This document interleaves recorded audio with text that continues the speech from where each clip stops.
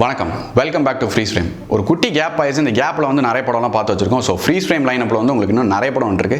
அதே டைமில் ஏஜிலேருந்து உங்களுக்கு ஒரு புது ஷோ வந்திருக்கு, மிரக்கல் மேக்கர்ஸ் அப்படின்ட்டு.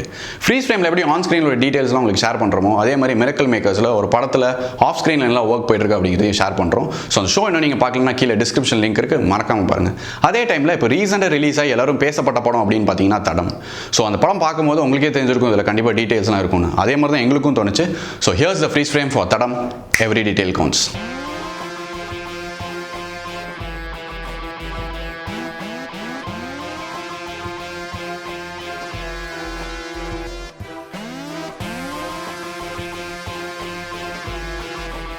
படத்தில் இந்த மர்டர் நடந்த உடனே வந்துட்டு பயங்கர கெஸ்ஸிங் கேம் மாதிரி தான் போகும். ஃபர்ஸ்ட் இனிஷியலாக வந்து எழில் தான் கொலை பண்ணியிருப்பார் அப்படிங்கிற மாதிரி தோணும். அப்புறம் இல்லை ஒருவேளை கவின் தான் பண்ணியிருப்பார் அப்படிங்கிற மாதிரி தோணும். இப்படி மாறி மாறி டூ அண்ட் ஃப்ரோ போயிட்டே இருக்கும்.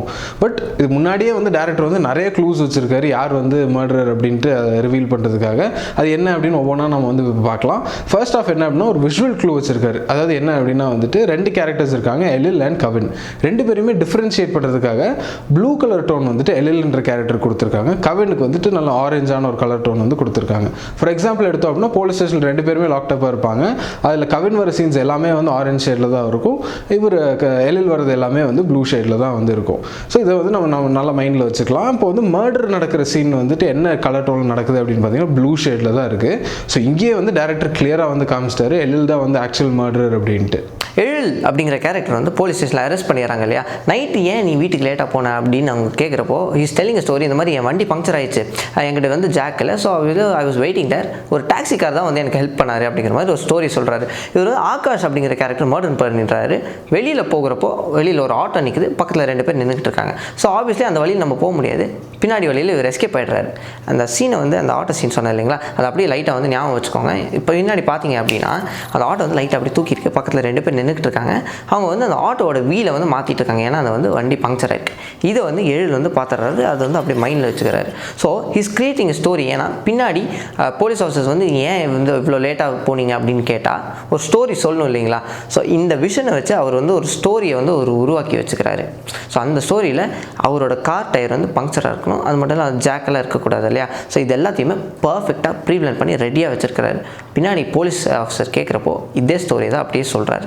ஆக்சுவலாக என்ன அப்படின்னா இவர் வந்து பொய் தான் சொல்கிறாரு, எழிலுக்கு வந்து இப்படி ஒரு சிச்சுவேஷன் நடக்கலை அப்படிங்கிறத முன்னாடி அந்த ஆட்டோ சீனை முன்னாடி சின்னதாக காமிச்சு அங்கேயே டைரக்டர் தான் நமக்கு சொல்லி முடிச்சிடறாரு. மூவியோட டைட்டில் டிசைனில் பார்த்தீங்க அப்படின்னா கை வச்சு வந்து நல்லா ப்ராமினெண்ட்டாக வந்து வச்சு டிசைன் பண்ணியிருப்பாங்க. அது வந்து பிளட் ஸ்டெயின்டாக கூட இருக்கும். அது மட்டும் இல்லாமல் என்ன அப்படின்னா அருண் விஜய் வந்து இந்த மர்டர்லாம் பண்ணிட்டு அப்படியே வெளியே நடந்து வரும்போது இந்த பிளட் ஸ்டெயின் ஃபிங்கர் பிரிண்ட் வேறு அந்த வாலில் வந்து வச்சுட்டு போயிடுவார். ஸோ மோஸ்ட் வால் இந்த ஃபிங்கர் பிரிண்ட் இல்லாட்டி அந்த கை வச்சு தான் மோஸ்ட் கிளைமேக்ஸில் வந்து ஒரு ட்விஸ்ட் வைப்பாங்க அப்படிங்கிற மாதிரி ஆன்டிசிபேஷன் பில்ட் ஆகிட்டு போயிட்டு இருக்கும். பட் தென் அந்த ஃபிங்கர் பிரிண்ட்டுக்கு என்ன ஆச்சு அப்படின்னு நம்ம எல்லாருக்குமே தெரியும். அப்போ ஏன் அந்த டைட்டில் இவ்வளோ ப்ராமினெண்ட்டாக அதை வச்சு டிசைன் பண்ணியிருக்காங்க அப்படிங்கிற மாதிரி யோசிச்சு பார்த்தோம் அப்படின்னா இந்த மர்டர் நடந்து இமீடியட்டாக வர சீன்ஸ், அதாவது எழில் வந்து குளிச்சுட்டு இருப்பார். அப்போ இந்த ஷாட்டில் பார்த்தோம் அப்படின்னா ரைட் ஹேண்டில் வந்து ஒரு பிளட் வந்து அப்படியே ஒரு கட்லேருந்து ஊஸ் அவுட் ஆகி வந்துட்டு இருக்க மாதிரி இருக்கும். கவினுக்கும் வந்துட்டு ஒரு இன்ஜுரி இருக்கும், அது வந்து லெஃப்ட் ஹேண்டில் இருக்கும். பட் தென் இந்த ஷாட் எப்படி எடுத்திருப்பாங்க அப்படின்னா மிரர் வந்து முன்னாடி இருக்கும். ஸோ அந்த ரிஃப்ளெக்ஷனில் பார்க்கும்போது ஒரு ரைட் ஹேண்டில் தான் அடிபட்டிருக்கும் அப்படிங்கிற மாதிரி ஃபர்ஸ்ட் இன்ஸ்டன்ஸில் அவங்க பார்க்கும்போது தோணும்.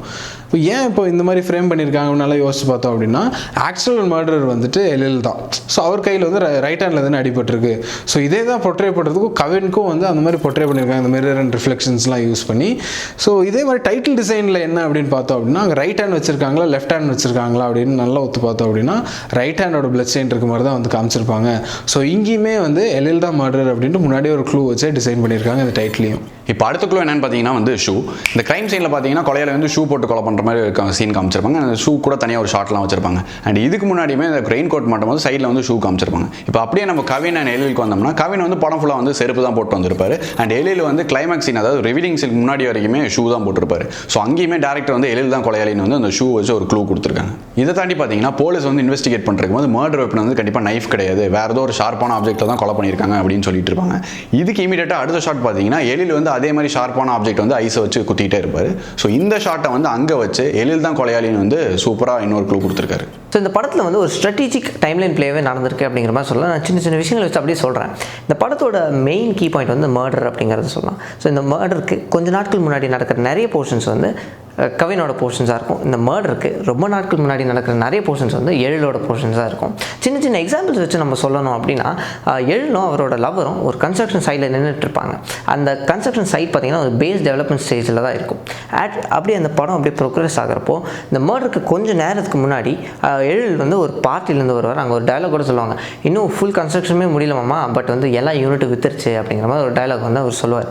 பட் இட் இஸ் நாட் ஃபுல்லாக கன்ஸ்ட்ரக்ஷன் முடியலன்றதுல it is nearing the completion stage. So இந்த டைம்லைன் பார்த்திங்க அப்படின்னா ஒரு பேஸ் டெவலப்மெண்ட் ஸ்டேஜ்லேருந்து ஒரு ஃபினிஷிங் ஸ்டேஜ் கிட்டத்தட்ட ஒரு ஃபினிஷிங் ஸ்டேஜுக்கு வந்திருக்கு அப்படிங்கிற மாதிரி ஒரு டைம்லைன் வந்து அங்கே டெவலப் ஆகிருக்கு. அது வந்து ஃபுல்லாமே எழிலுக்கான போர்ஷன். கவின்கான போர்ஷன் வந்து ரொம்ப சின்னதாக வந்து அந்த மர்டருக்கு கொஞ்சம் நாட்களுக்கு முன்னாடி நடக்கிற விஷயங்களாக இருக்கும். பட் ஸ்க்ரீன் ப்ளே பார்த்திங்கன்னா ரெண்டுமே பேரலாக தான் போயிட்டுருக்கும். இன்னொரு விஷயம் என்ன அப்படின்னா, தீபிகா அப்படிங்கிறவங்க வந்து டெல்லிக்கு போகிறேன்ட்டு ஒரு 20 days 30 days வந்து போகிறேன் அப்படின்னு போயிடுவாங்க.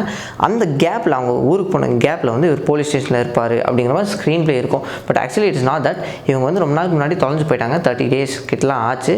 இவர் வந்து அந்த காரணங்கள்லாம் வச்சு மர்டர் பண்ணியிருந்தா போலீஸ் ஸ்டேஷனுக்கே வந்திருக்காரு அப்படிங்கிறத ஆக்சுவல் டைம்லைன்.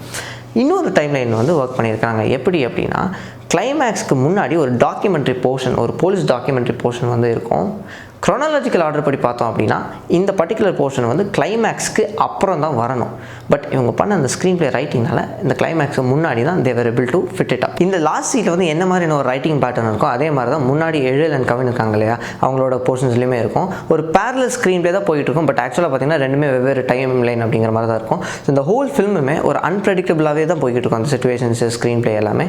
இதுக்கான முக்கியமான காரணம் வந்து இந்த படத்தோட ரைட்டிங்காக இருக்கும். டச் ஆங்கிள் அப்படிங்கிற மாதிரி ஒரு பர்டிகுலர் டேர்ம் இருக்குது சினிமாட்டோகிராஃபியில். இது என்ன அப்படின்னு பார்த்தீங்க அப்படின்னா, நார்மலாக ரெகுலராக இருக்கிற ஃப்ரேம் வந்து இப்படி ஸ்ட்ரெயிட்டாக வந்து வைக்கிறது. அதே இது இப்படி குறுக்கடாக இந்த சைடு இல்லாட்டி இந்த சைடு இப்படி குறுக்கடாக ஒரு மாதிரி வச்சோம் அப்படின்னா அதான் வந்து டச் ஆங்கிள் அப்படிங்கிற மாதிரி. பின்னாடி ஒரு ஷார்ட் பார்த்தாலே உங்களுக்கு புரியும்னு நினைக்கிறேன் டச் ஆங்கிள் என்ன அப்படிங்கிறது. ஸோ இந்த மாதிரி சினிமாட்டோகிராஃபி வந்து எப்படி யூஸ் பண்ணியிருக்காங்க ரெண்டு கேரக்டர் வந்து டிஃப்ரென்ஷியேட் பண்ணுறதுக்கு அப்படிங்கிறது இப்போ பார்க்கலாம். என்ன அப்படின்னா வந்து எழில் அப்படிங்கிற கேரக்டரோட லைஃப் வந்து நல்லா ஸ்மூத்தாக போகிறது, நல்ல எஜுகேஷன், நல்ல வேலை, நல்ல கேர்ள் ஃப்ரெண்ட், இந்த மாதிரி அப்படி ஸ்மூத்தாக போயிட்டு இருக்கும். ஸோ இந்த மாதிரி சீன்ஸ் எல்லாம் வந்து இந்த மாதிரி டச் ஆங்கிள்ஸ்லாம் வராது, ஸ்ட்ரெயிட் ஆங்கிள் இது மாதிரி தான் போயிட்டு இருக்கும். அதே இது கவினோட கேரக்டர் பார்த்தோம் அப்படின்னா நிறைய அப்ஸ் அண்ட் டவுன்ஸ் இருக்கும் அவரோட லைஃப்பில். ஸோ வந்து இந்த லைஃபோட அன்பேலன்ஸை வந்து சிம்பாலிக்காக காமிக்கிறது இந்த மாதிரி குரூக்கட் அண்ட் டச் ஆங்கிள்ஸ் வந்து யூஸ் பண்ணியிருக்காங்க. அது மட்டும் இல்லாமல் என்ன அப்படின்னா, எழிலோட கேரக்டருமே வந்துட்டு போக போக மூவி ப்ரோக்ரஸ் ஆக நிறைய டிஃபிகல்ட்டிஸ்லாம் ஃபேஸ் பண்ணுற மாதிரி வரும். அதாவது இந்த இன்வெஸ்டிகேஷனில் சிக்கிறதா இருக்கட்டும், அது இல்லாமல் கேர்ள் ஃப்ரெண்ட் இறந்து போகிறது, இது மாதிரி நிறையா வந்து நடக்கும். ஸோ இவரோட லைஃப்லேயுமே வந்து நிறைய அன்பேலன்ஸ்லாம் வந்துட்டு உள்ளே வர மாதிரி இருக்கும். ஸோ மூவி ப்ரோக்ரஸ் ஆக அவருக்குமே வந்து டச் ஆங்கிள்ஸ் இந்த மாதிரி குரூக்கடாக இருக்க மாதிரி ஆங்கிள் செட் பண்ணி இந்த டயலாக்ஸே இல்லாமல் ரெண்டு பேரோட லைஃப் சிச்சுவேஷன்ஸை வந்து சினிமாட்டோகிராஃபி மூலியமாகவே சூப்பராக எக்ஸ்பிளைன் பண்ணியிருக்காரு டைரக்டர். அது மட்டும் இல்லாமல் இது எல்லாத்தையுமே வந்து ஒரு பர்டிகுலர் இன்டர்வியூவில் ஃபுல்லாகவே வந்து சாரே வந்து எக்ஸ்பிளைன் பண்ணியிருக்காரு. எழில், கவின் இவங்க ரெண்டு பேரில் யார் ஃபேவரட் அப்படிங்கிறது கேட்டோம்னா நிறைய பேர் வந்து கவின் தான் சொல்லுவாங்க. ஏன்னா அவர் வந்து எழிலுக்கு வந்து பயங்கரமாக ஹெல்ப் பண்ணுவார். எழில் தப்பிக்கிறதே கவினால தான் இருக்கும். ஈவன் அவங்க ரெண்டு பேருக்குள்ள நிறைய மிஸ் அண்டர்ஸ்டாண்டிங் இருந்தாலும் அதெல்லாம் வந்து நம்ம கவின் பார்க்க மாட்டோம், ஹில் கோ ஹெல்ப். இது வந்து ஒரு கோணம், டைரக்டர் வந்து ஒரு பாயிண்ட் ஆஃப் வியூலேருந்து வச்சுருக்க ஒரு சிச்சுவேஷன். இன்னொரு கோணத்தில் வந்து டைரக்டர் என்ன சொல்கிறாரு அப்படின்னா, எல்லார் வாழ்க்கையிலையுமே கண்டிப்பாக ஒரு பெண் இருப்பாங்க.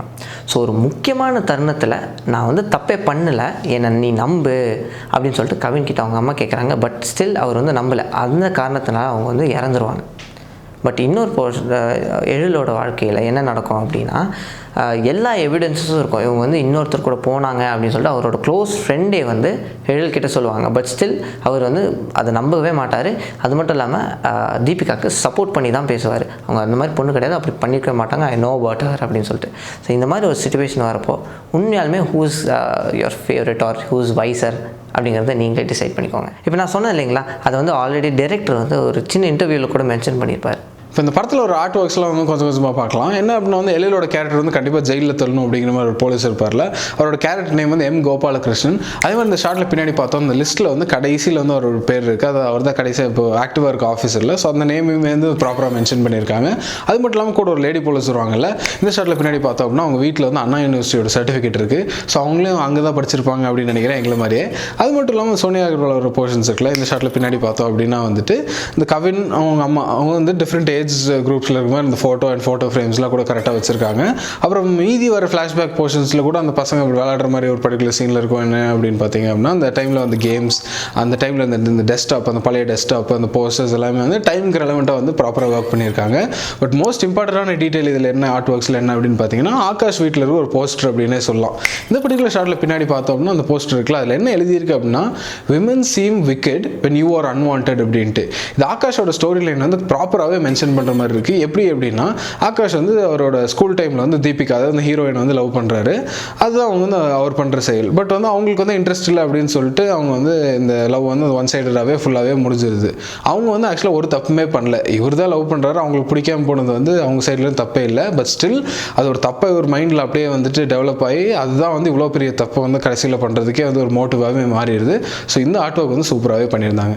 அதையும் தாண்டி இந்த படத்தில் வந்து ஆர்ட் ஒர்க்ஸ் நிறைய இருக்குது அப்படிங்கிற மாதிரி நம்ம சொல்லலாம். முன்னாடி நம்ம சொன்னோம் இல்லைங்களா அந்த கலர் கம்பேரிசன். ஸோ கவின் அப்படிங்கிற கேரக்டருக்கு ஒரு ஆரஞ்சு வார்ம்த் டோனும், எழில் அப்படிங்கிற கேரக்டருக்கு ஒரு ப்ளூ டோனும் வந்து கொடுத்துருப்பாங்க. ஸோ எழில் யூஸ் பண்ணுற பொருட்கள் எல்லாம் பார்த்தீங்க அப்படின்னா இந்த ஆப்பிள் லேப்டாப் வந்து ப்ளூ கலரில் தான் இருக்குது. அவர் வீட்டில் இருக்க அந்த பெட்ஷீட் இருக்குல்ல அதுவுமே ப்ளூ கலரில் தான் இருக்குது. அவரோட காருமே ப்ளூ கலரில் தான் இருக்கும். அவர் ஒரு சிவில் இன்ஜினியர் இல்லைங்களா. ஸோ மேலே பாருங்கள் அந்த ஷோகேஸ் ஐட்டம்ஸ் எல்லாம் வச்சுருக்காங்க. அது எல்லாமே இந்த சிவில் இன்ஜினியரிங் ரிலேட்டட் ஐட்டம்ஸாக தான் இருக்கும். அது மட்டும் இல்லாமல் இந்த ரிஃப்ளெக்ஷன் அப்படிங்கிறது படத்தில் ஃபுல்லாக நிறைய இடங்களில் ரிஃப்ளெக்ஷன் ஷாட்ஸ் வந்து வந்துக்கிட்டே இருக்குது. அதனால் ஏதாவது சொல்ல வராங்களோ இல்லை அதுக்கான கனெக்ஷன்ஸ் ஏதாவது இருக்குமோ அப்படிங்கிற மாதிரி எங்களுக்கு ஒரு டவுட் வந்துச்சு. ஸோ இது வந்து மகிழ் சார்கிட்டே வந்து இன்டர்வியூவில் நம்ம வந்து டிஸ்கஸ் பண்ணிடலாம். பின்னாடி அவர் ஆர்ட் ஸ்டாண்ட் இருக்கு இல்லைங்களா, அங்கே வந்து ஒரு திருக்குறள் எழுதி வச்சிருக்காங்க. அது வந்து ஒரு மழை சம்மந்தப்பட்ட திருக்குறளாக இருக்குது. முன்னாடி ஒரு சீன் வரும், அங்கே ஒரு ஆட்டோனிக்கும் மழை பெய்யும் இல்லைங்களா. ஸோ இது வந்து இந்த திருக்குறளுக்கும் அந்த பர்டிகுலர் சீனுக்கும் ஏதாவது ஒரு ரிலேஷன்ஷிப் இருக்குமா அப்படிங்கிறது எங்களுக்கு ஒரு டவுட்டு. உங்களுக்கும் இதே டவுட் இருந்திருக்கலாம், இல்லை இந்த சீனுக்கான ஆன்சர் கூட உங்களுக்கு தெரிஞ்சிருக்கலாம். என்னவாக இருந்தாலும் கமெண்ட் செக்ஷனில் மென்ஷன் பண்ணிடுங்க. அது மட்டும் இல்லாமல் நம்ம டைரக்டர் சார் கிட்ட ஏதாவது கொஸ்டின்ஸ் உங்களுக்கு கேட்கணும் அப்படின்னு இருந்துச்சுன்னா அதையும் கமெண்ட் செக்ஷனில் மென்ஷன் பண்ணுங்கள். உங்களுக்காக நாங்கள் கேட்டு ஆன்சர் சொல்லிடுறோம். இந்த வீடியோ உங்களுக்கு பிடிச்சிருந்துச்சுன்னா லைக் பண்ணுங்க, கமெண்ட் பண்ணுங்க, ஷேர் பண்ணுங்கள், சப்ஸ்கிரைப் பண்ணுங்க. மறந்துடாம பெல் ஐகானை கிளிக் பண்ணுங்க. So free stream is coming in, lots and lots of surprise waiting.